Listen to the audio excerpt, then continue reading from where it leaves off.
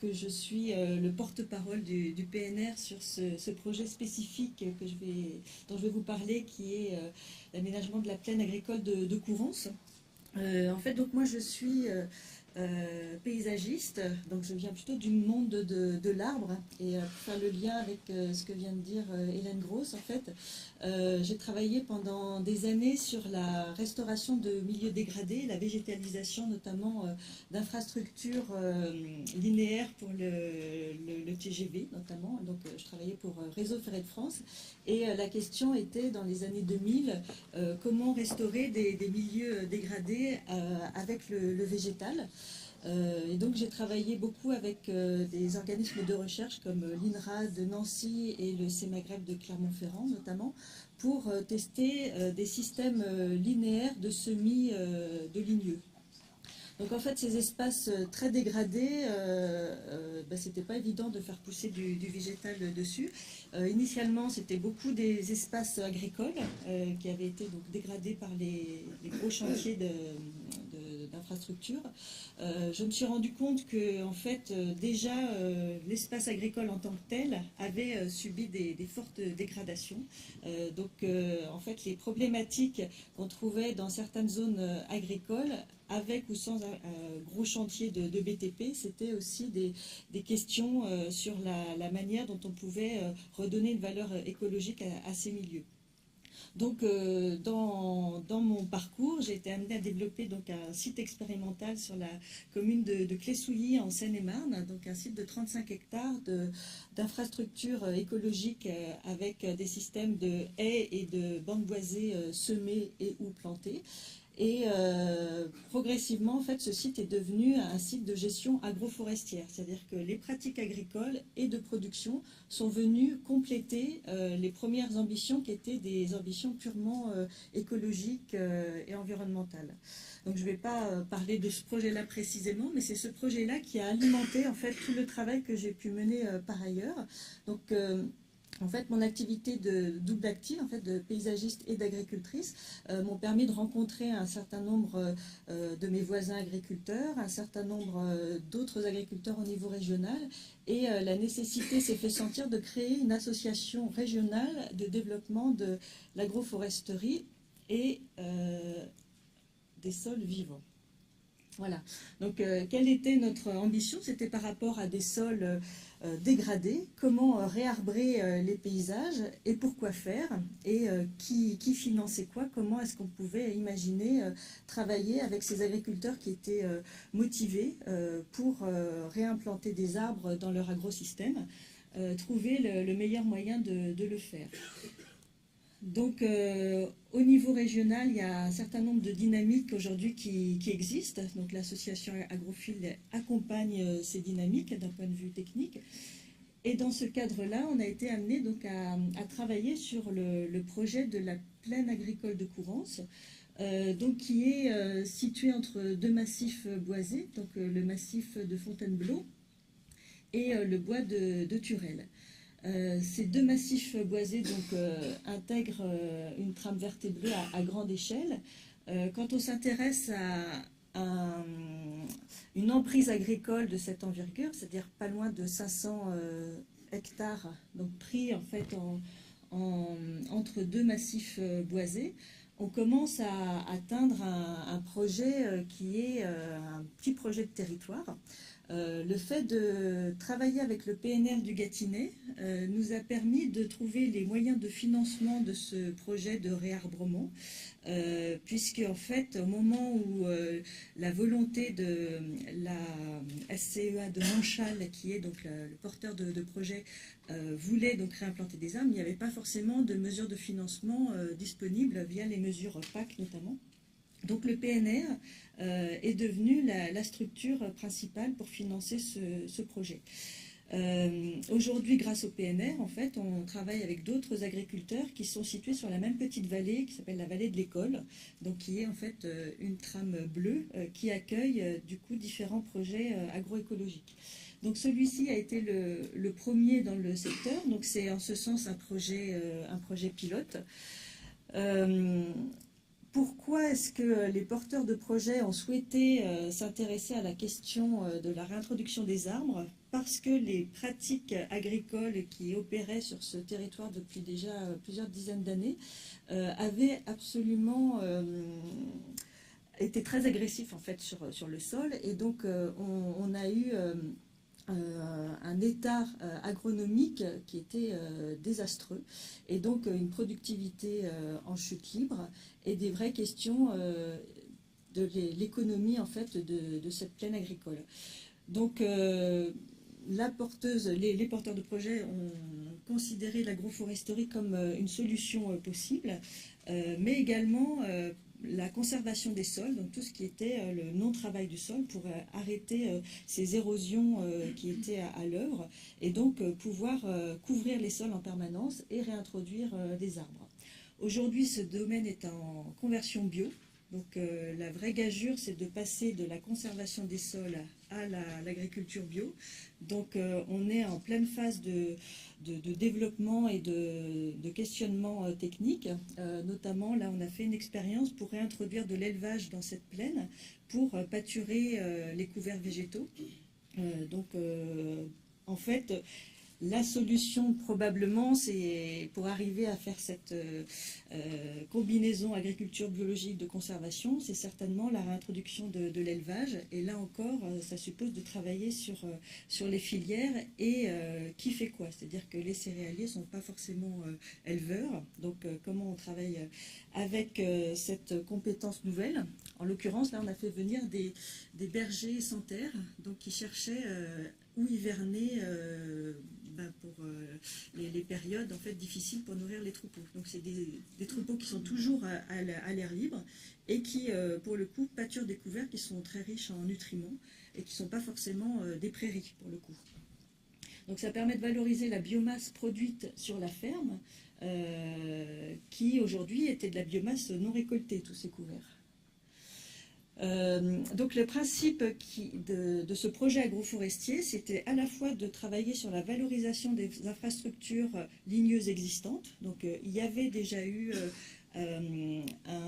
des plantations de haies qui avaient été réimplantées pour des questions cinégétiques, parce que ce domaine est aussi une réserve de chasse. Et donc, ces continuités écologiques entre les deux boisements étaient une question tout à fait intéressante par rapport aux enjeux chasse de la plaine.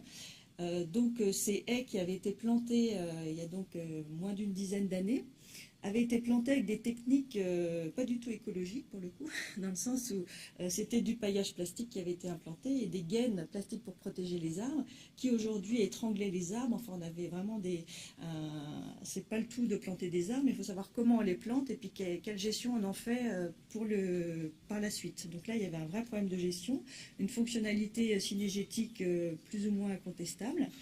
On avait aussi des linéaires de saules qui avaient été plantés pour restaurer les bassins du château de Courance, pour faire des fascines. Aujourd'hui, ces saules n'étaient plus utilisés en termes de récolte saisonnière pour le fascinage. Donc ces trognes étaient dépérissaient. Donc voilà, qu'est-ce qu'on faisait de ces arbres existants. Il y avait aussi beaucoup de haies qui avaient été arrachées pour des questions de mécanisation. Donc un gros travail sur l'inventaire de ce qui existe et de ce qu'on pourrait réimplanter en termes de haies. Et puis la question de l'implantation d'arbres intraparcellaires en association de cultures. Donc voilà cette plaine agricole, donc pincée entre ces deux boisements, avec les différentes structures arborées existantes et à venir. Donc il y a eu un travail de réaliser sur le patrimoine existant. Et puis donc l'introduction de plantations intraparcellaires en fait est une question tout à fait intéressante, parce que là on est dans un cadre qui est protégé au titre des monuments historiques, c'est un site classé. Et donc, implanter des arbres, donc il faut savoir sur quelle parcelle, pourquoi, etc. Donc c'est un long travail qui se mène avec les techniciens, avec le PNR, avec les porteurs de projets, mais aussi avec les architectes des bâtiments de France, qui se sont opposés à plusieurs reprises à des implantations d'arbres sous prétexte de préserver les vues sur le château.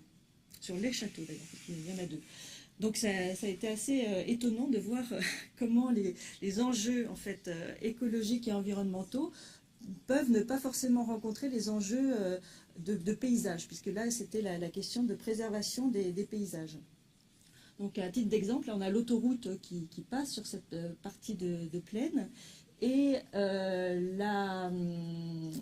une des parcelles qui avait été imaginée au départ pour implanter ces arbres intraparcellaires était entre le mur du château situé donc à l'est et l'autoroute. Et donc l'architecte des bâtiments de France avait considéré que la vue depuis l'autoroute allait être gâchée par les arbres. Et donc on a mis les arbres sur d'autres parcelles.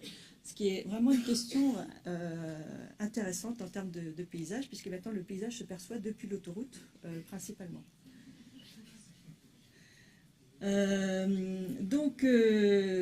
En système intraparcellaire, il y a eu 1800 arbres de plantés, donc d'essences diversifiées. Aujourd'hui, quand on décide d'implanter des arbres intraparcellaires, il faut se soucier du machinisme à l'œuvre sur la ferme. Donc en fait, c'est en gros la taille des machines qui fait la distance entre les lignes d'arbres. Alors après, évidemment, si le machinisme change, bon, bah, les lignes d'arbres ont été définies comme ça, mais en fait, c'est plutôt une densité à l'hectare qui compte, c'est, on va dire, une quarantaine d'arbres à l'hectare, et puis après, les combinaisons sont variables.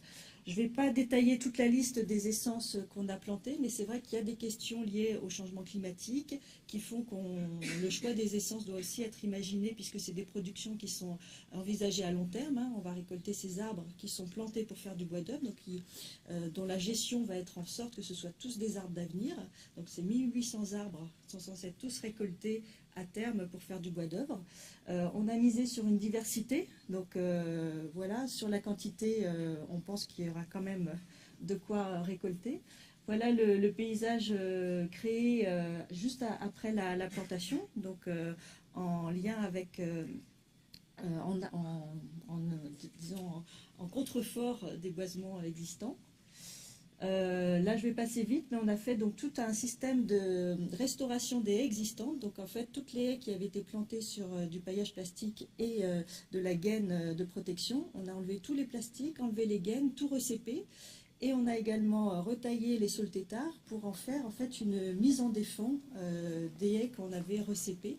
Alors pourquoi une mise en défend? Parce que c'est une réserve de chasse, donc il y a du gibier qui se nourrit des arbres. Puisqu'en fait, une des fonctions aussi des arbres, c'est potentiellement d'apporter du fourrage pour les animaux d'élevage, mais également les animaux sauvages. Donc là, ce n'était pas le but tout de suite.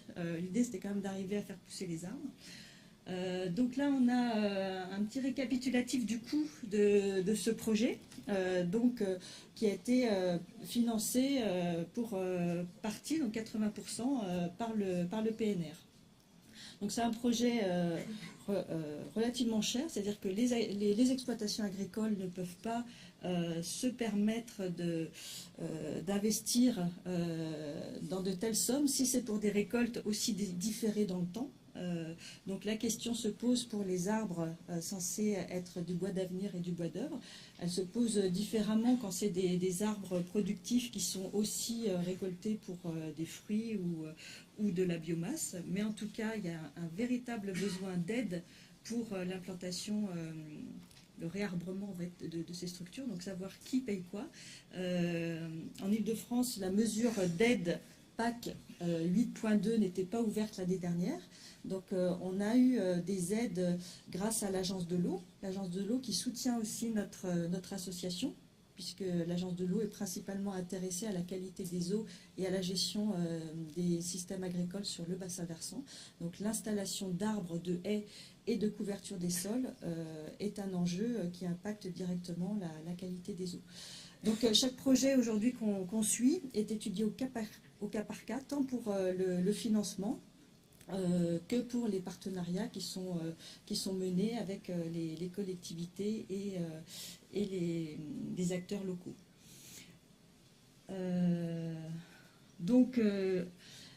Là encore, une fois qu'on a planté les arbres, tout le travail reste à faire. Donc là, le PNR mène un suivi sur la faune, donc notamment sur les oiseaux. Il y a un suivi également sur les chauves-souris, en lien avec justement toutes ces infrastructures, que ce soit les saules têtards, que ce soit les haies, que ce soit les arbres intraparcellaires. On suit également, sous le protocole de l'Observatoire agricole de la biodiversité, eh bien les insectes pollinisateurs, les vers de terre évidemment. Et puis on essaye d'élargir un petit peu ce suivi pour voir les performances agro-environnementales en termes économiques, sociales et en termes donc, de biodiversité. Donc aujourd'hui, voilà, c'est bon, j'ai terminé.